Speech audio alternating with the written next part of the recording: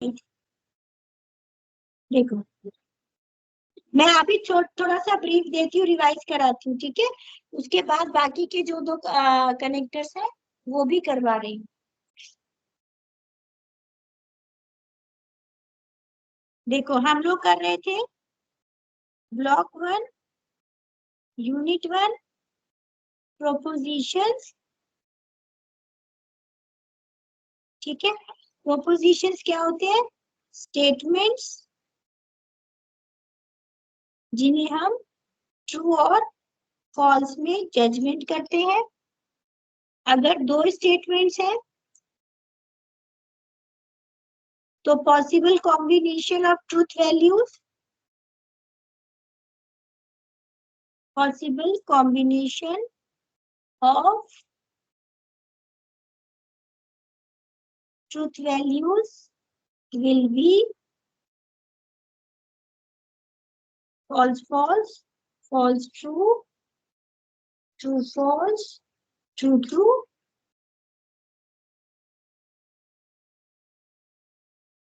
यहाँ पे मैं लिख देती हूँ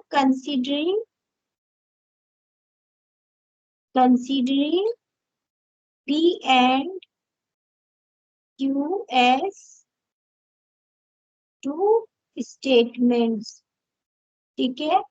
Possible combination of truth values है, this is not the answer, this is only possible combination। क्या हो सकता है? तो दोनों सच है या दोनों फॉल्स है या एक फॉल्स एक ट्रू है, ठीक है। और क्या होता है? 3 स्टेटमेंट्स के केस में late P Q R are 3 statements, the possible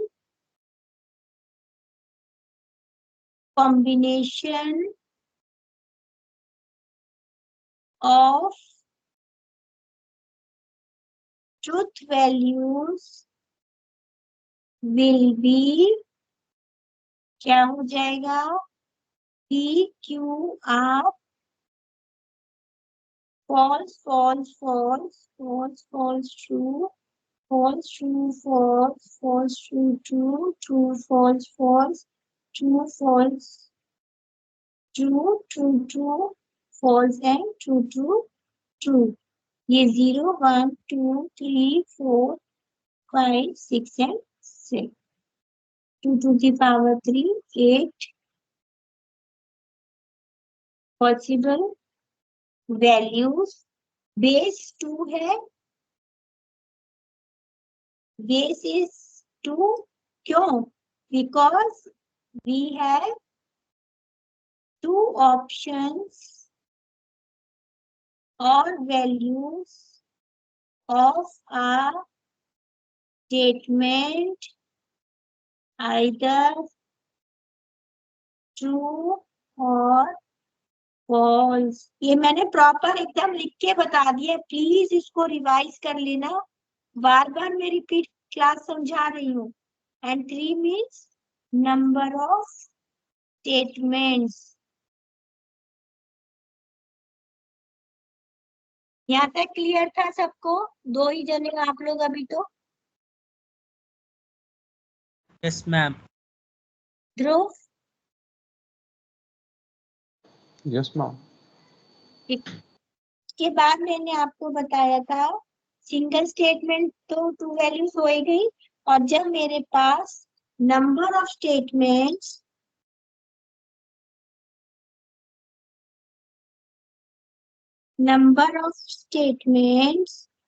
to or more होती हैं, तब हम क्या करते हैं? They are called compound statements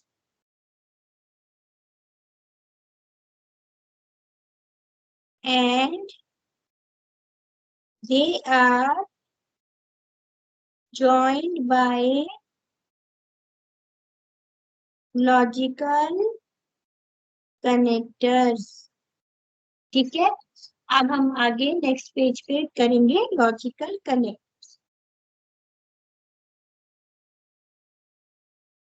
क्या किया था हमने? लॉजिकल कनेक्टर्स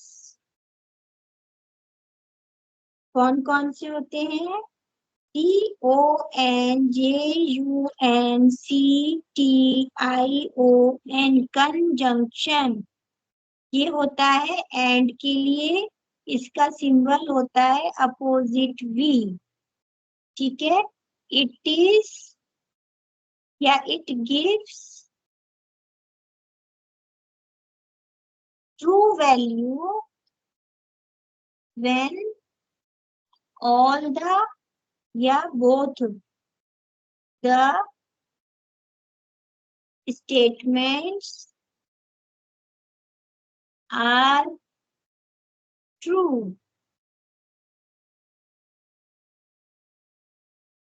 बहुत ही चलेगा, क्यों? क्योंकि मैंने आपको बताया था अगर आप 3 स्टेटमेंट्स पर भी काम कर रहे हो तो भी एट अ टाइम आपने 2 को ही सॉल्व करना है। ठीक है, तो इसीलिए 2 हमने लिखा। Second, DISJUNCTION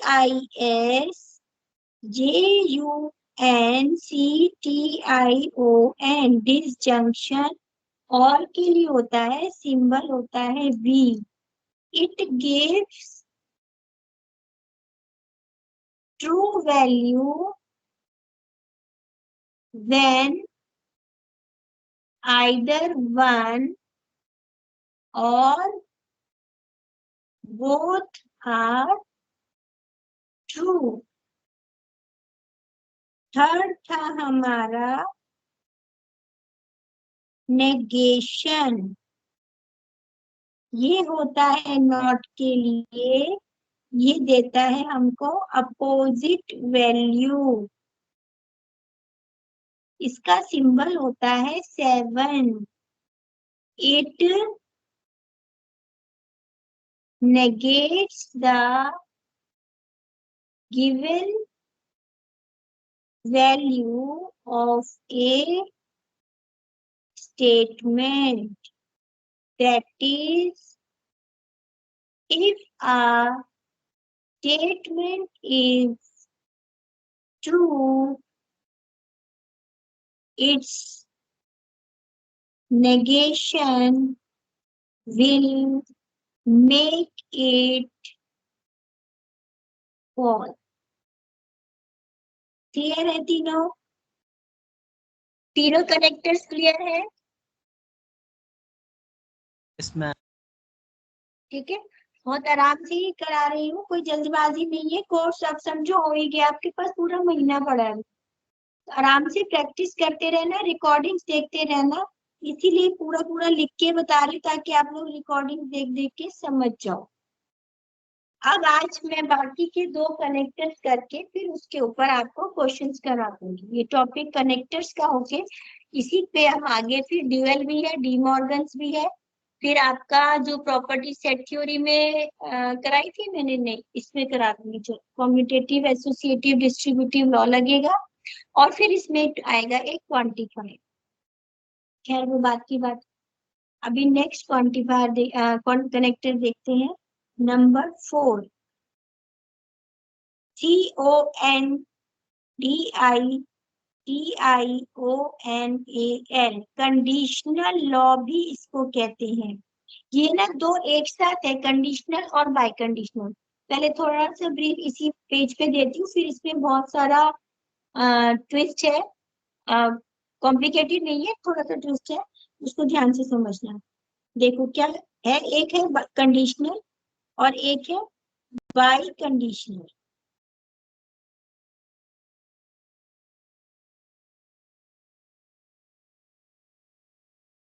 conditional and bye conditional, ठीक है।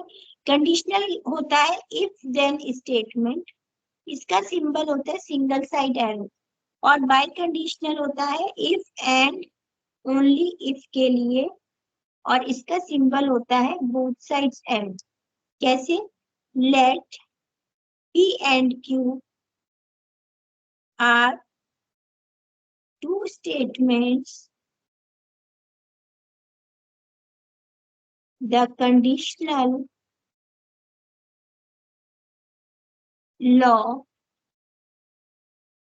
P given as Q is P implies Q. इसको क्या बोलेंगे? P implies Q.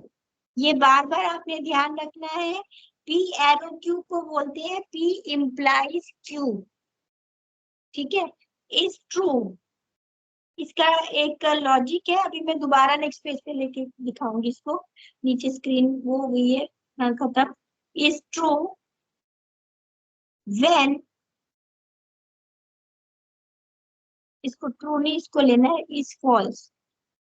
इसमें एक जगह पे फॉल्स होता है, उसको ध्यान में रखना है. Is false when Q is false and P is true.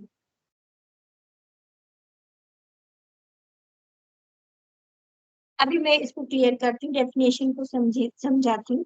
और बाय कंडीशनल कहता है let P and Q are two statements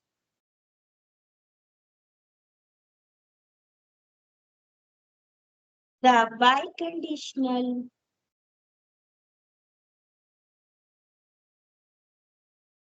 law P biconditional Q given as if P then Q. if double if का logic होता है. is true when both P and Q have same values. देखो हमें करना क्या है, possible values वगैरह वो सब तो कुछ सब वही रहेगा. दो स्टेटमेंट है तो अकॉर्डिंगली आपने चेक करना है. कंडीशनल लॉ क्या होता है? If then. आप लोग सी पढ़ रहे हो तो आपने उसमें अभी तक प्रोग्रामिंग किया हो आई थिंक, तो इफ और देन पढ़ाया होगा सर ने. तो इफ देन स्टेटमेंट क्या कहती है कि इफ ए लेस देन 5 तो ये काम करे, है ना, ये काम करे, देन ये काम करो, जो भी एग्जिट कर जाए चाहे.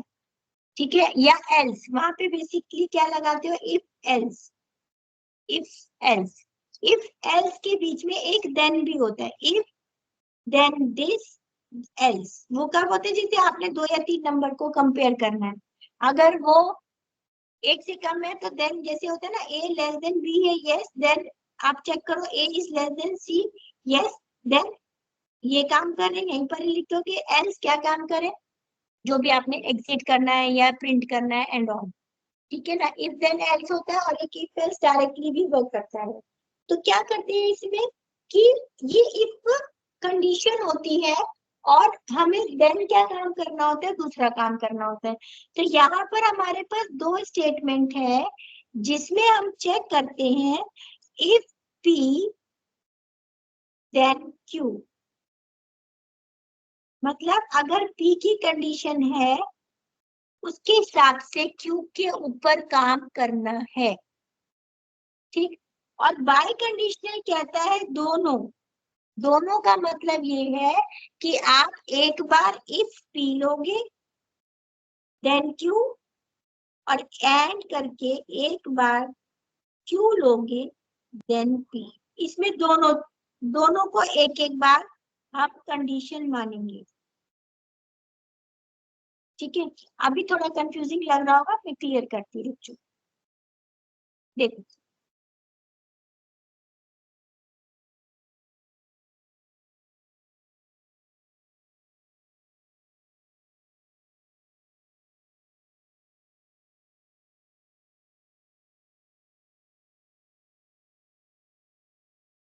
P implies Q और P both side arrow Q. Here P is a condition and Q is a conclusion. Here both P and Q are condition as well as conclusion. ये बात समझ में आई? ध्रुव एंड निशान, Yes, ma'am. अब clear हो रहा है? ध्रुव, Yes, ma'am. ट्रुथ टेबल देखते हैं। ट्रुथ टेबल क्या कह रहा है? पी क्यू पॉसिबल वैल्यूज, इसको ध्यान से समझना आप।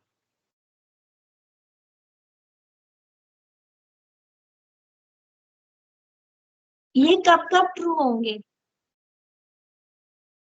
पी बाई कंडीशनल क्यू में मैंने बोला है जब दोनों की सेम वैल्यूज होंगी तब ये ट्रू होगा। सेम वैल्यूज, ट्रू फॉल्स की बात नहीं कर रहा है। सेम वैल्यूज कहाँ कहाँ हैं बताओ, आप दोनों बताओ। First or fourth. False, शाबाश, false, true, true. शाबाश। तो ये यहाँ दोनों पर ही क्या होगा? ट्रू होगा, बाकी बीच में फॉल्स होगा। इसका सिंपल सा लॉजिक है, ठीक है।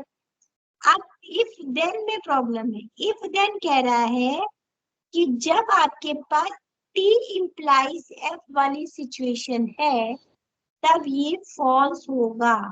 आपको ये चीज ध्यान रखनी है, कंडीशनल लॉ का फॉल्स कब लगाना है। बाकी सब में हमने क्या पढ़ा है? ट्रू कब लगाना है। पर कंडीशनल लॉ में आपको ध्यान करना है कि मुझे फॉल्स कब लगाना है। फॉल्स कब लगाना है? जब टी एफ वाली सिचुएशन है, बाकी सब जगह पे ट्रू। एक इसका सेकंड रुकना, मेरा एग्जाम्पल, वीडियो नहीं आ रहा, मैं लीव करके ज्वाइन करता हूँ प्लीज। एक अच्छा सेकंड बस।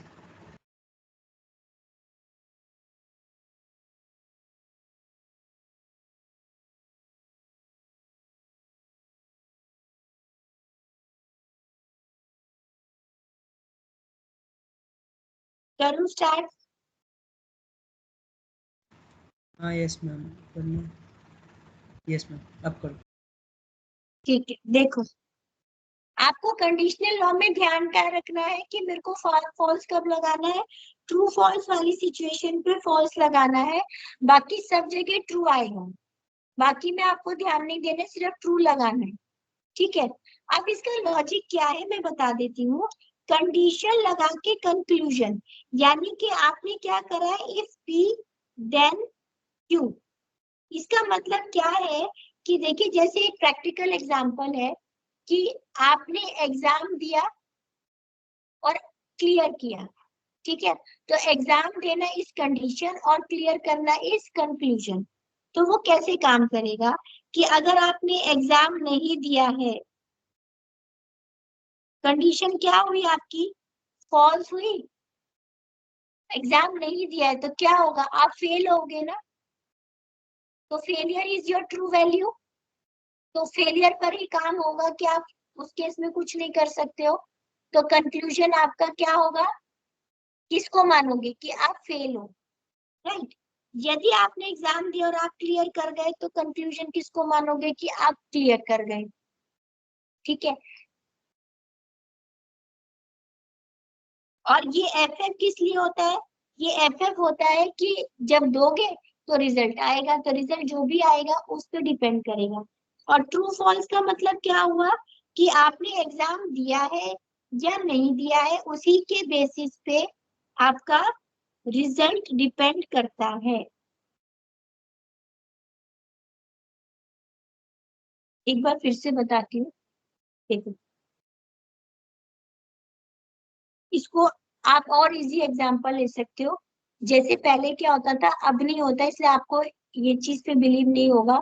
पहले क्या होता था, इग्नू में आप क्लास में गए हो या नहीं गए हो, जो आपके फ्रेंड्स होते थे ना, वो आपकी अटेंडेंस लगा देते थे, ठीक है। और वो वैलिड मानी जाती थी। तो क्या होता था कि जैसे आप कभी अटेंडेंस जो होती थी ना, ज्यादातर मैक्सिमम 90% अटेंडेंस प्रेजेंट हो जाती थी।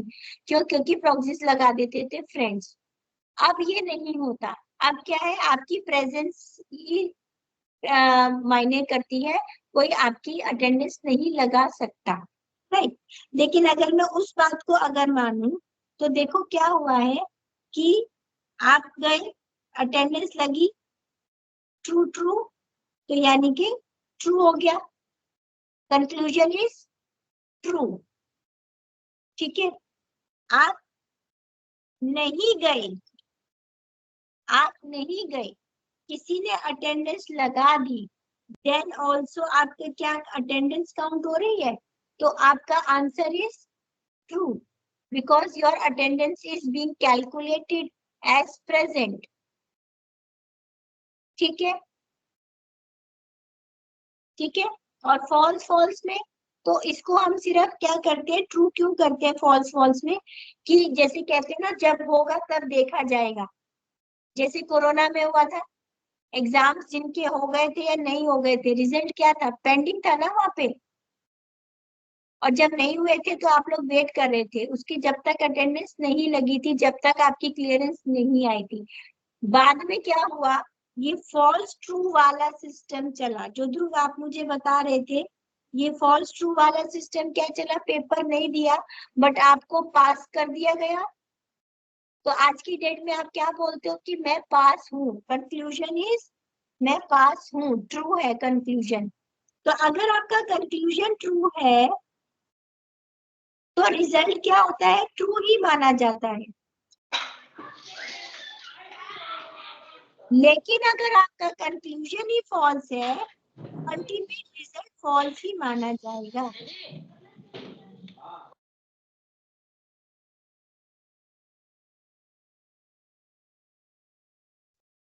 ये बात समझ में आई है अब? Yes, ma'am.